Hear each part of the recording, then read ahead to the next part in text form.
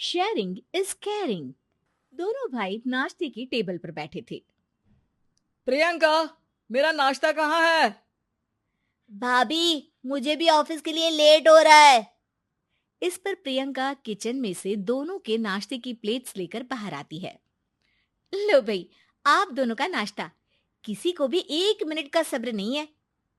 ये प्रियंका का ससुराल है, जहाँ कोई औरत ना होने की वजह से शादी वाले दिन से ही घर के साथ दोनों भाइयों की जिम्मेदारियां प्रियंका संभाल लेती है।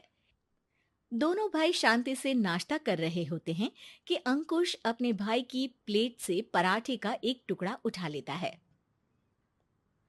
आपको पता है ना, मैं खाना शेयर नहीं करता, फिर भी मेरी प्लेट में से खाना जरूरी है क्या?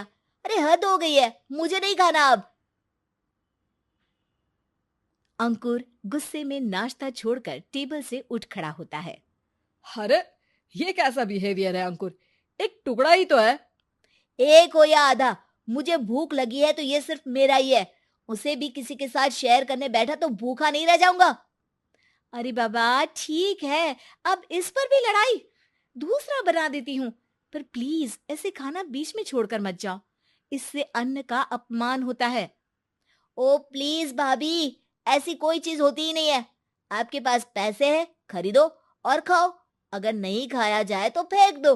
अरे दुनिया में सब यही करते हैं।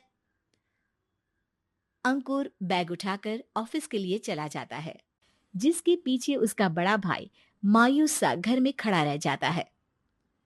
जिसने बचपन से सोने की चम्मच में खाया हो, उसे दुनिया के बारे में क्या पता होगा। वैसे गलती तो हमारी ही है। अगर कभी बचपन में ही सही गलत का फर्क सिखाया होता तो आज ये हाल नहीं होते। आप फिक्र क्यों करते हैं जी? भगवान है, वो जो भी करता है सबकी भलाई के लिए ही करता है। और जब वो चाहेंगे तो अपनी तरह से अंकुर भैया को भी सब कुछ सिखा देंगे।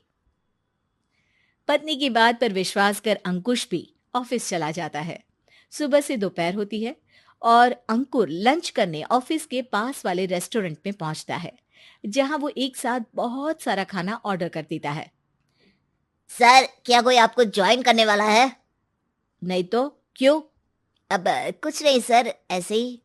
वेटर चला जाता है और कुछ देर में अंकुर का ऑर्डर लेकर वापस आता है, जिस पर अंकुर सब डिशेस में से थोड़ा थोड़ा खाकर बाकी ऐसे ही छोड़कर बिल देकर चला जाता है। वाह भगवान, तेरी माया।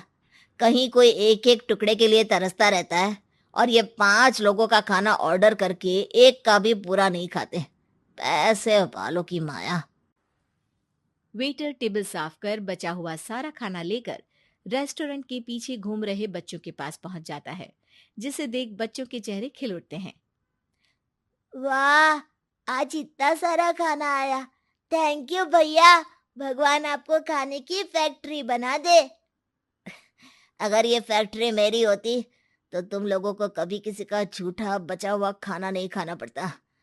चलो तुम लोग खाओ, पर ध्यान रखो किसी को पता ना चले, नहीं तो मेरी नौकरी चली जाएगी। इसी के साथ दिन बीतता है और रात को दोनों भाई एक साथ घर पहुंचते हैं। कुछ देर में सब डिनर करने बैठते हैं, जहां अंकुश अंकुर को समझाने की कोशिश करता है। अंकुर, अगर हमें लाइफ में सब कुछ मिला है, इसका ये मतलब नहीं कि तुम उसका गलत फायदा उठाओ, बल्कि तुम्हें उसकी मदद से दूसरों को भी मदद करनी चाहिए। भैया, जिनके पास नहीं है उनकी वजह मैं तो नहीं ना। और ऐसे बहुत लोग हैं जिनके पास सब कुछ है। इसलिए अगर मैं एक इंसान कुछ नहीं करूंगा तो कोई फर्क नहीं पड़ने वाला। तुम्हारे भैया बस एक चीज समझाना चाहते हैं कि जिस चीज की हमारे पास कमी नहीं है, उसे बर्बाद करने से अच्छा है कि लोगों के साथ शेयर करें। इससे हम सिर्फ सामान नहीं, खुशियां भी बांटते हैं, और इसमें तुम्हारा ज्यादा कुछ तो जाएगा नहीं। भैया भाभी की बात सुन अंकुर कुछ बोले बिना उठकर चला जाता है।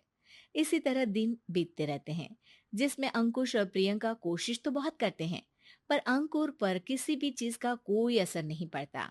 एक दोपहर अंकुर सैंडविच खाते हुए सड़क के किनारे चल रहा होता है।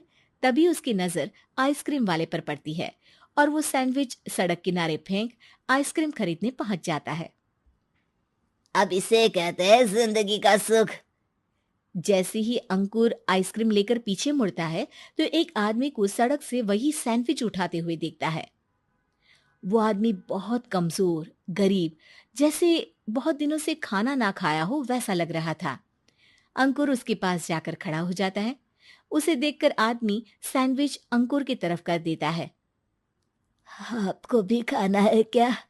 क्या हम इसे आधा आधा कर ले? मुझे बहुत भूख लगी है। वो मेरा ही झूठा सैंडविच है। तुम दूसरा खरीद कर क्यों नहीं खा लेते? इसे क्यों खा रहे हो? अरे भैया, अगर खरीदने के पैसे होते तो 4 दिन से भूखा नहीं घूम रहा होता। हैं? क्या? तुमने 4 दिन से कुछ नहीं खाया, फिर भी इस आधे सैंडविच को मेरे साथ बांटने के लिए तैयार हो गए? क्यों? अरे भैया, पैसा नहीं है तो क्या हुआ, इंसानियत आज भी उतनी महंगी नहीं हुई, और ना ही उस पर अमीर गरीब का टैग लगा है जो हम उसे रख ना सके। पर अफसोस, आजकल लोगों के अंदर पोषण, खून या विटामिन से ज्यादा इंसानियत की कमी होने लगी है। आदमी की बातों से अंकुर को समझ में आ जाता है कि वो आज तक कितना गलत काम करता आ रहा था। इसके बाद से वो अपनी किसी के साथ शेयर नहीं करने और खाने को बर्बाद करने वाली आदत को छोड़ देता है।